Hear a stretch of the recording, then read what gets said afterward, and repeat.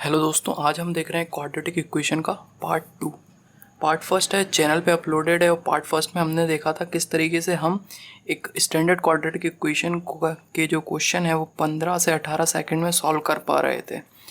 अगर question ax² plus bx plus C equal to 0 इस form में दिया गया हो तो उसको किस तरीके से शॉर्ट ट्रिक से 15 से 18 सेकंड में हम सॉल्व कर सकते हैं। तो ये हमने पार्ट फर्स्ट में सीखा था। अगर आपने पार्ट फर्स्ट नहीं देखा तो आप देख लीजिए, चैनल पे अपलोड है।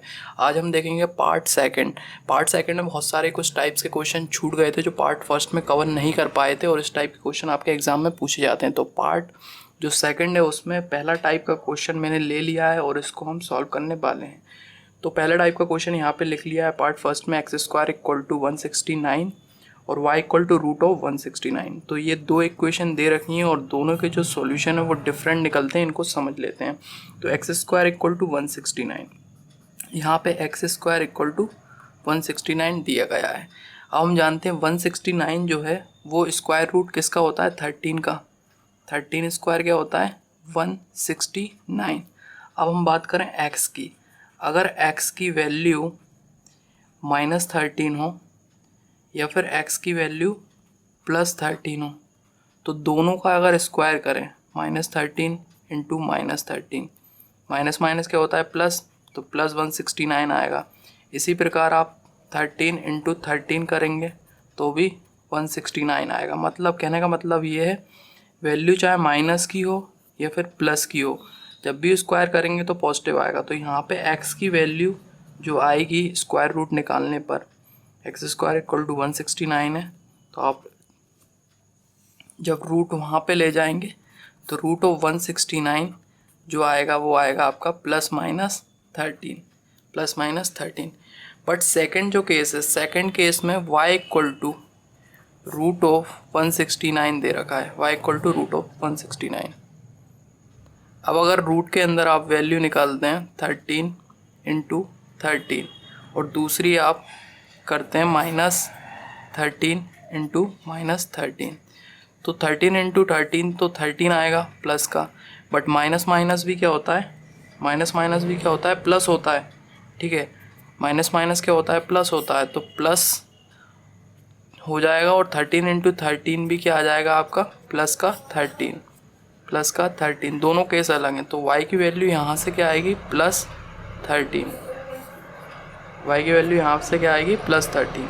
तो जब भी इस फॉर्म में दिया जाए तो x² इक्वल टू 169 और x की जो वैल्यू आएगी वो आएगी +-13 और y equal to root of 169 अगर दिया जाए तो y की वैल्यू आएगी +13। ये आपको याद करना है, याद करके रखना है। समझा मैंने दिया है क्योंकि x की वैल्यू पॉजिटिव और नेगेटिव दोनों हो सकती है, और इस केस में जब आउटपुट निकलेगा स्क्वायर रूट में तो वो हमेशा क्या होगा, पॉजिटिव। सेम टाइप पे कुछ और क्वेश्चन देखते हैं। पहला क्वेश्चन मैंने लिख लिया है यहाँ पे, x² इक्वल टू 144 और y equal to square root of 144। तो पहला जो टाइप है x² इक्वल टू 144, तो हम जानते हैं यहाँ पे x की वैल्यू जो है, क्योंकि 144 जो है स्क्वायर रूट होता है 12 का, तो x की वैल्यू प्लस और -12 दोनों हो सकती हैं, क्योंकि 12 स्क्वायर प्लस का भी 144 होगा और 12 स्क्वायर माइनस में भी 144 होगा। तो यहाँ से x की जो वैल्यू आएगी वो आएगी +-12। और सेकंड जो इक्वेशन है, सेकंड इक्वेशन में स्क्वायर रूट ऑफ 144 पूछा है, तो स्क्वायर रूट में से जो भी वैल्यू निकलेगी वो हमेशा क्या होगी, पॉजिटिव। तो स्क्वायर रूट ऑफ 144 क्या होगा, +12। स्क्वायर रूट ऑफ 144 क्या होगा, +12। तो अब इनको कंपेयर करते हैं। तो +12 -12 और y की वैल्यू है +12। तो फर्स्ट केस में x की फर्स्ट वैल्यू को y से कंपेयर करेंगे तो इस केस में y बड़ा है, इस केस में दोनों क्या इक्वल हैं। और इससे कंपेयर करेंगे -12 से 12 को, तो इस केस में y बड़ा है। तो कुल मिला के यहाँ से क्या आ जाएगा, y जो है ग्रेटर देन है और इक्वल है x से, y ग्रेटर देन है और इक्वल है x से।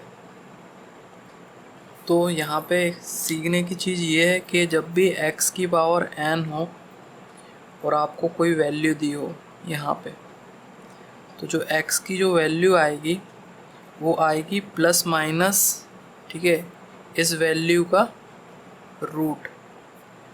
बट इस केस में जो n की वैल्यू होगी, इस केस में n की वैल्यू जो हो वो क्या होनी चाहिए, इवन होनी चाहिए। n की वैल्यू इवन होनी चाहिए, मतलब n की वैल्यू होनी चाहिए 2, 4, 6, 8, 10 इस तरीके से।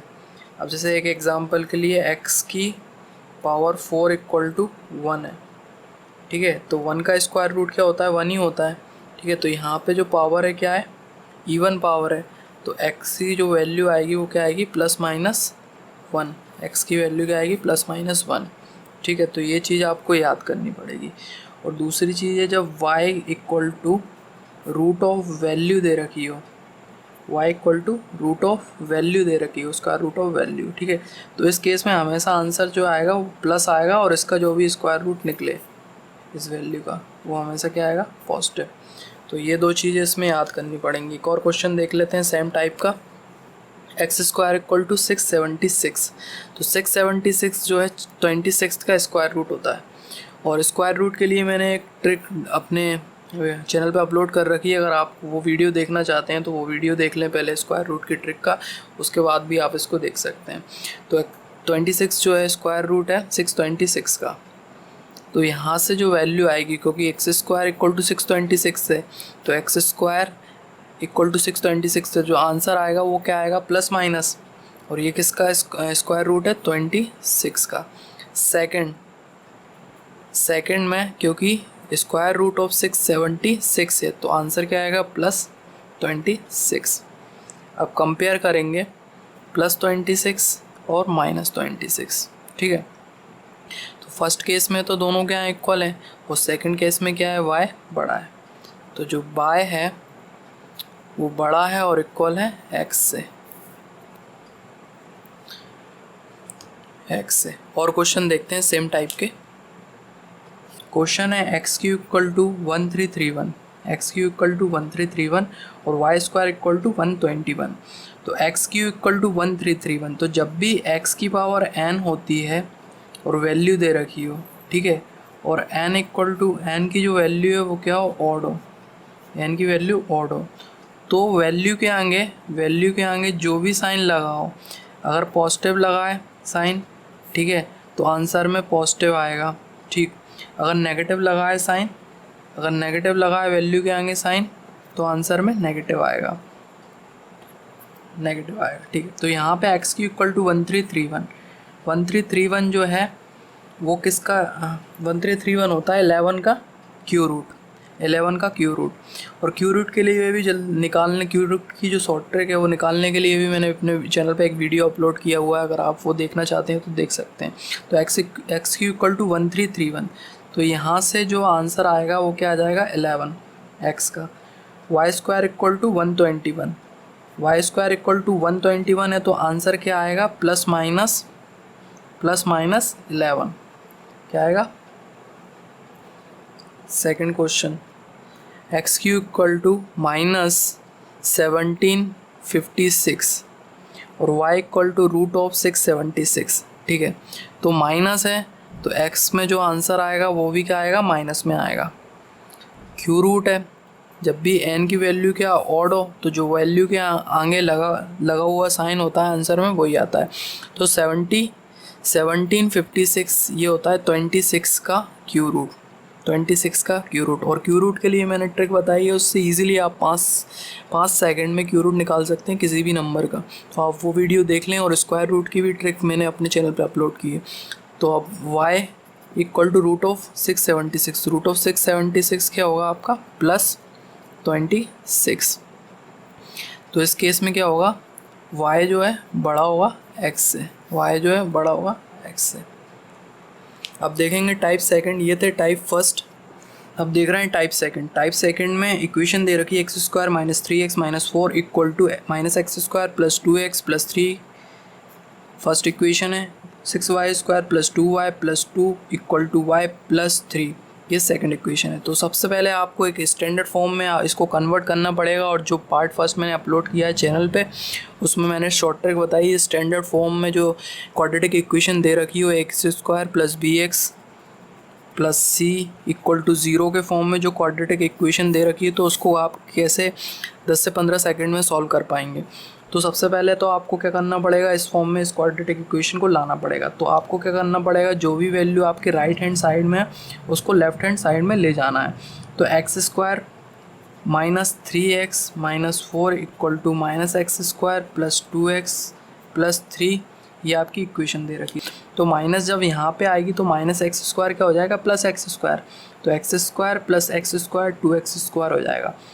यहाँ से प्लस 2 है, 2x है, तो यहाँ पे जाएगा राइट में तो माइनस 2x हो जाएगा। तो माइनस 3 माइनस 2 माइनस 5x। इसी प्रकार माइनस 2 है, प्लस 3 यहाँ पे आएगा तो माइनस 3 हो जाएगा। तो माइनस 4 और माइनस 3 माइनस 7 इक्वल टू 0। तो ये तो हमारी फर्स्ट इक्वेशन बन गई। अब सेकंड इक्वेशन डायरेक्टली यहीं से देख लेते हैं।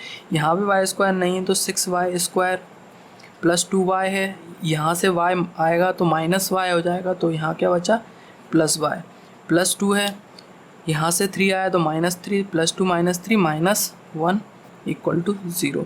तो ये बन गई सेकंड इक्वेशन। अब शॉर्ट ट्रिक के थ्रू मैंने ये इक्वेशन को सॉल्व करना बताया था। तो फर्स्ट इक्वेशन को सॉल्व करेंगे माइनस माइनस, जब भी माइनस bx और c की वैल्यू माइनस माइनस होती है तो आंसर क्या आता है, plus minus plus minus. Second में देखें प्लस माइनस है, जब भी वैल्यू प्लस माइनस होती है तो आंसर क्या आता है, माइनस प्लस माइनस प्लस। तो यहाँ तक हमने देख लिया, पहला x की वैल्यू क्या आ रही, प्लस माइनस, दूसरी y की वैल्यू क्या आ रही, माइनस प्लस। जब भी x की वैल्यू एक वैल्यू पॉजिटिव आती है और दूसरी वैल्यू नेगेटिव आती है, उसी प्रकार एक y की वैल्यू नेगेटिव आती है और x की वैल्यू पॉजिटिव आती है। तो इस टाइप के क्वेश्चन को आपको सॉल्व नहीं करना और डायरेक्टली आप आंसर दे सकते हैं, कैन नॉट डिटरमाइन और नो रिलेशन। ये मैंने पार्ट फर्स्ट में बताया, डायरेक्टली आप किस तरीके से आंसर लिख सकते हैं इनको बिना सॉल्व किए। जब भी x की एक वैल्यू पॉजिटिव है और y की और एक वैल्यू नेगेटिव, उसी प्रकार y की एक वैल्यू पॉजिटिव है और एक वैल्यू नेगेटिव है, तो आंसर क्या आता है, कैन नॉट डिटरमाइन और नो रिलेशन। तो ये था टाइप सेकंड। अब देखते हैं टाइप थर्ड। अब हम देख रहे हैं टाइप थर्ड। टाइप थर्ड में दो इक्वेशन दे रखी हैं आपको y के फॉर्म में, एक तो x के फॉर्म में, दूसरी y के फॉर्म में।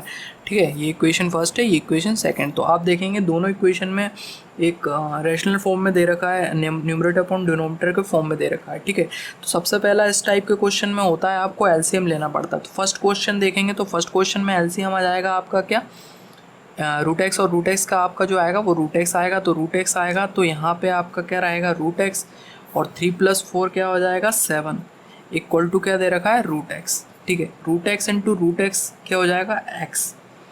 क्रॉस मल्टीप्लिकेशन करेंगे, जो डिनोमिनेटर में उसको यहाँ पे क्रॉस मल्टीप्लाई किया तो क्या आ जाएगा, 7 इक्वल टू एक्स।